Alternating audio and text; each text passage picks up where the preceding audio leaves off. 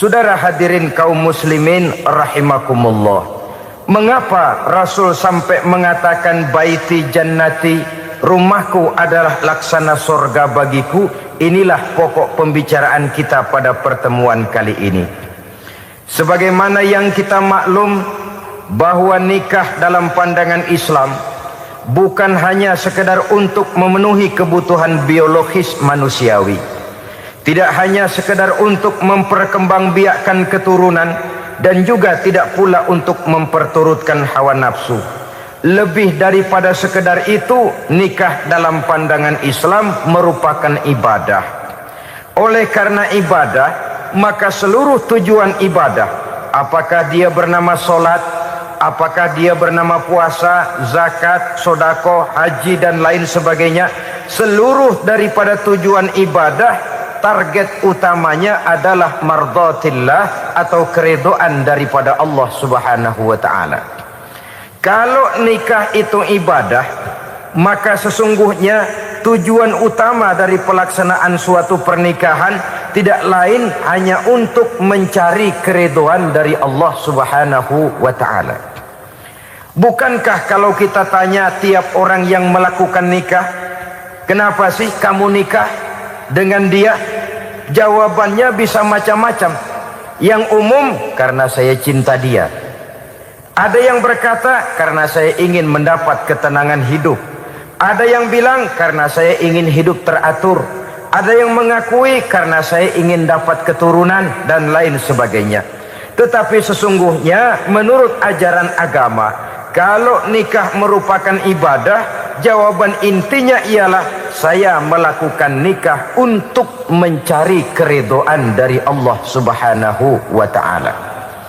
Ini konsekuensinya kalau nikah merupakan bagian daripada ibadah. Rumah tangga yang didirikan atas dasar mencari keridhaan Allah, maka akan diwarnai oleh nilai-nilai luhur daripada ajaran agama. Tanpa harta orang memang sulit untuk bahagia, tapi harta bukan jaminan orang lalu akan bahagia. Harta pada suatu saat akan berakhir, kecantikan akan berkurang, pangkat dan jabatan akan sampai kepada batasnya. Tetapi agama, keyakinan, nilai-nilai iman, itulah pegangan kita yang kekal dan abadi. Sebab itu dalam surah Ar-Rum ayat ke-21 Allah Subhanahu wa taala menjelaskan, "Wa min ayatihi an khalaqalakum min anfusikum azwajan litaskunu ilaiha wa ja'ala bainakum mawaddatan wa rahmah." Dan di antara tanda-tanda kebesaran Allah, dijadikannya bagimu istri-istrimu dari diri kamu sendiri, litaskunu ilaiha, agar kamu bisa hidup tenang bersamanya, wa ja'ala bainakum mawaddatan wa rahmah, dan dijadikannya di antara kamu rasa cinta dan kasih sayang. Umumnya pernikahan terjadi karena mawaddatan warahmah ini, cinta dan kasih sayang. Atas dua dasar itulah rumah tangga didirikan orang. Atas dasar itulah seorang laki-laki dan seorang perempuan memadu janji untuk membagi suka dan duka dalam hidup ini secara bersama-sama. Namun kalau kita renungi ayat ini, Allah tidak hanya menjadikan cinta, tapi Allah juga menjadikan kasih sayang. Apa bedanya cinta dan kasih sayang? Apa bedanya mawaddatan warahmah ini? Saudara, mawaddah yang artinya cinta, itu sasarannya biasanya adalah jasmani, kecenderungan biologis. Itu akan berakhir. Orang yang mendirikan rumah tangga cuma karena kecenderungan biologis, cuma karena rasa cinta semata-mata, cinta biasanya terkait kepada keindahan. Betul apa benar? Biasanya orang mudah jatuh cinta kepada sesuatu yang punya nilai keindahan. Makanya anak muda jarang yang jatuh cinta sama nenek-nenek. Cinta selalu memandang segi keindahannya. Ini yang namanya mawaddah. Allah tidak mengingkari itu, silakan. Bahwa manusia secara naluri senang kepada serba keindahan, wajar-wajar saja. Tetapi tidak cuma mawaddah, Allah juga menciptakan rahmah, kasih sayang. Mawaddah mungkin ada akhirnya, tapi rahmah tidak akan pernah ada akhirnya. Kalau mawaddah adalah berkecenderungan kepada biologis, jasmaniah, maka rahmah kecenderungan kepada nilai-nilai rohani, kepribadian, kejiwaan, dan lain sebagainya. Dikala pernikahan di bawah umur 40 tahun, mungkin masih banyak mawaddahnya, rasa cintanya.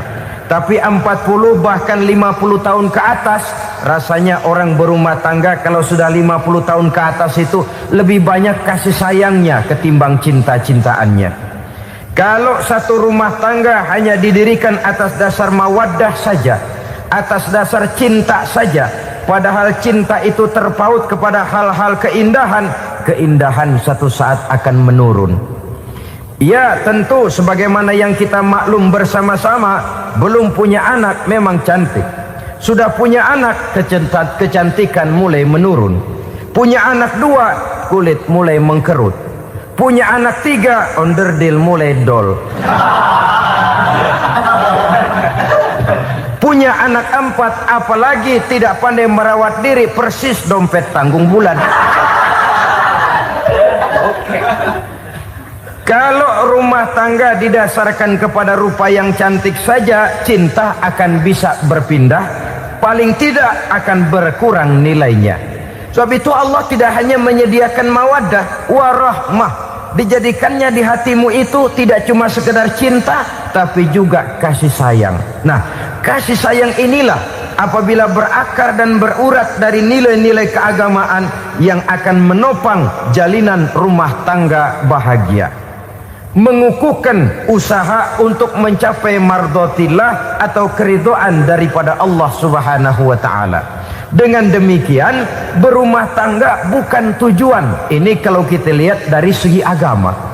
Berumah tangga cuma alat untuk mencapai mardotillah, keridhaan daripada Allah. Seorang suami yang pergi pagi pulang sore peras keringat banting tulang mencari nafkah untuk menghidupi keluarganya, kalau niatnya untuk mardotillah maka pergi usahanya adalah ibadah. Sementara si suami pergi berusaha, istri di rumah mendoakan suaminya, itu juga merupakan bagian daripada ibadah. Marilah kita biasakan membina satu rumah tangga untuk mencapai keridhaan daripada Allah Subhanahu wa ta'ala. Ini motif dasarnya. Karena itu Rasul Anas bin Malik pernah bercerita, bertahun-tahun saya membantu di rumah tangga Rasul.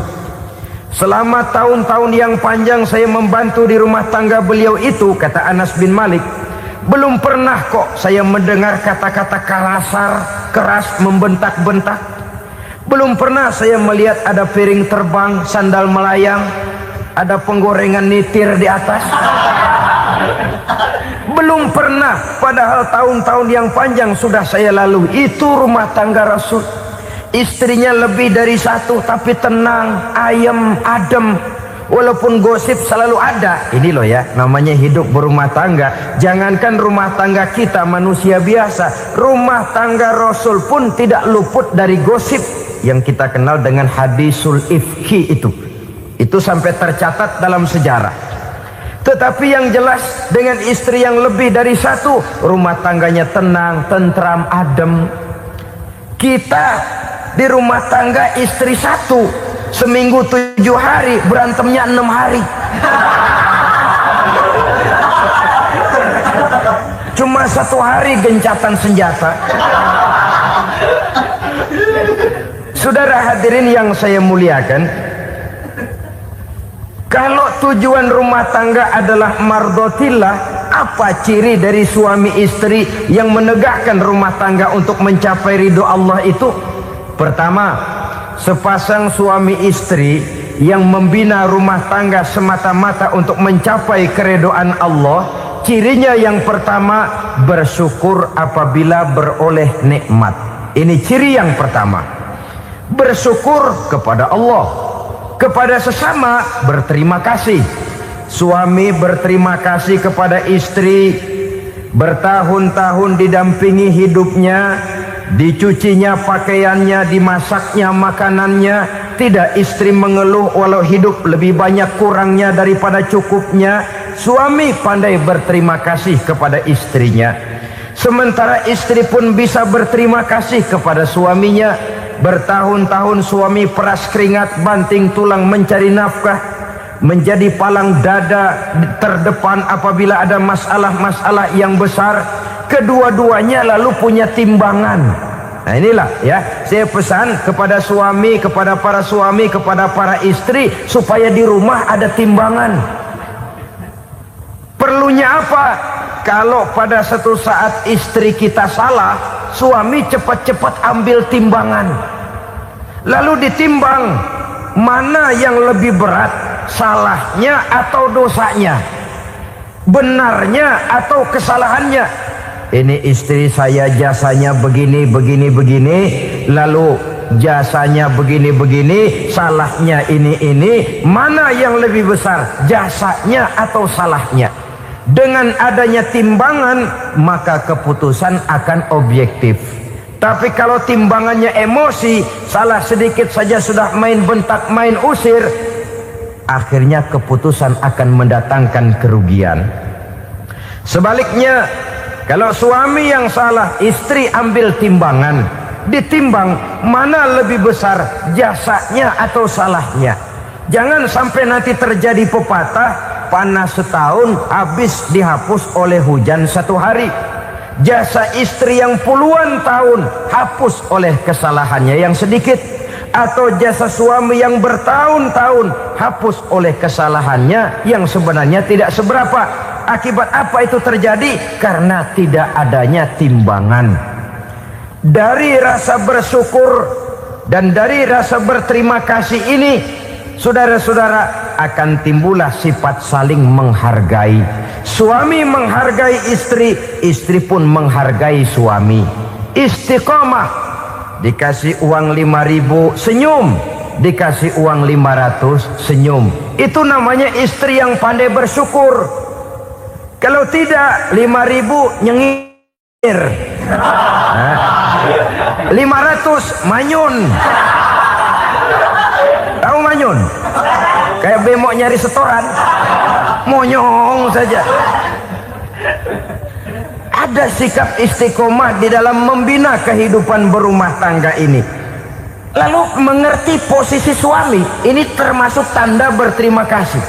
Suami saya itu kerjanya apa, golongannya apa, gajinya sebulan berapa.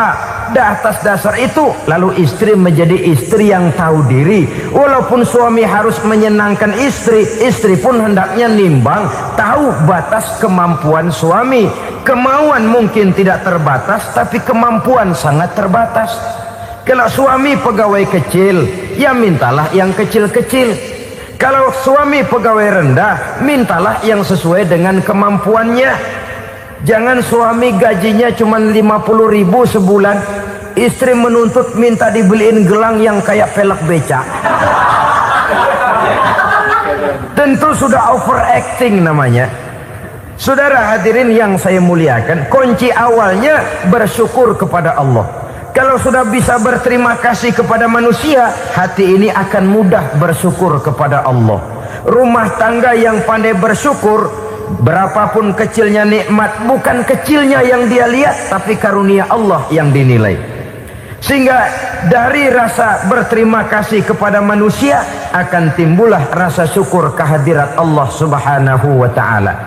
Itu yang sering diistilahkan orang. Kalau dia punya mobil, dia berkata alhamdulillah kita punya mobil, tetangga kita cuman punya motor. Kalau dia punya motor, syukur kita punya motor, tetangga kita cuman punya sepeda, kemana-mana kekejek melulu. Kalau dia punya sepeda, alhamdulillah punya sepeda, tetangga kita sebelah nggak punya apa-apa, kemana jalan kaki saja. Kalau dia jalan kaki, alhamdulillah kita masih bisa jalan. Tetangga kita sebelah lumpuh bertahun-tahun nggak kemana-mana. Kalau dia lumpuh, alhamdulillah kita masih hidup. Tetangga kita kemarin mati nggak balik lagi.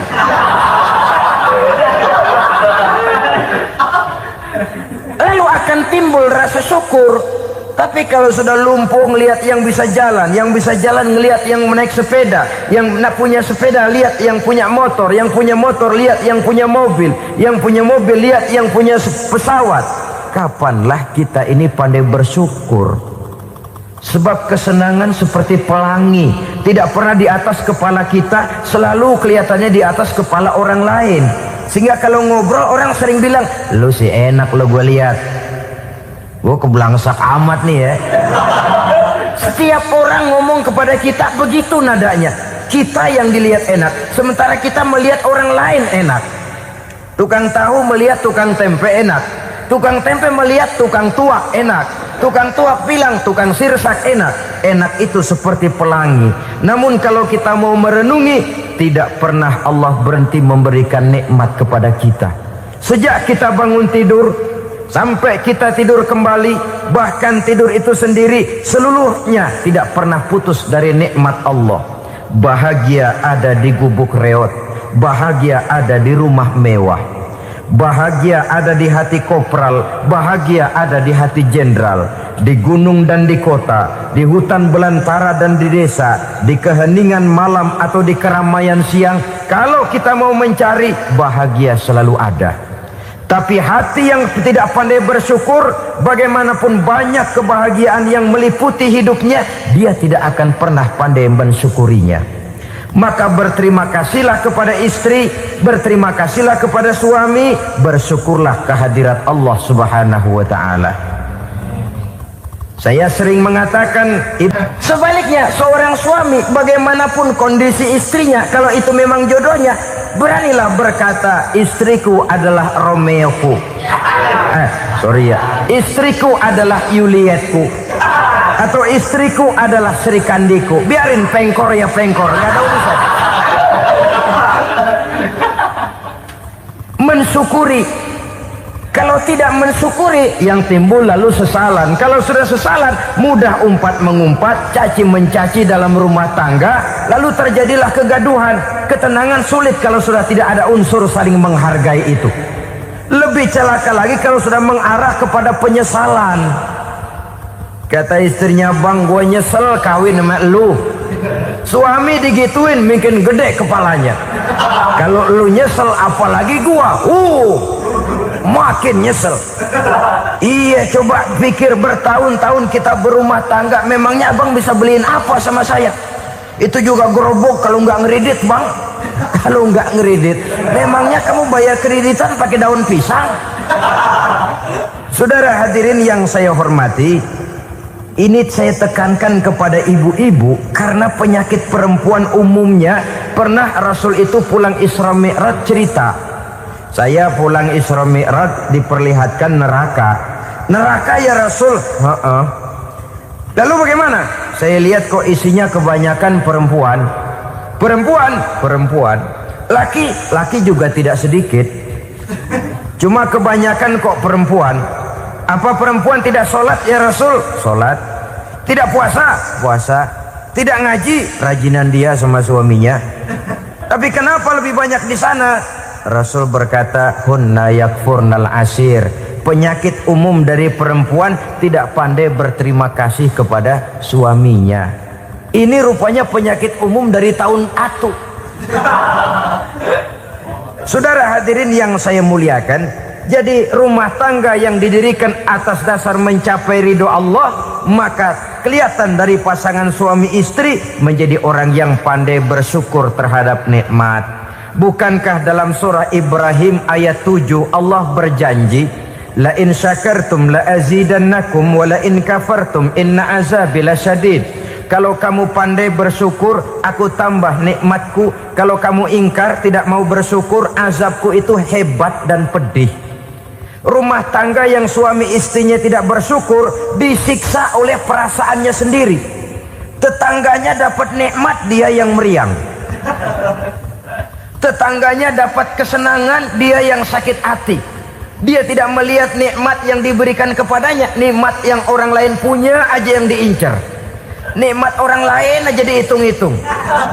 Tangga kita si Ano no, baru habis beli Ano, yang sebelah beli lir habis beli kukusan, cuma sekedar kukusan saja.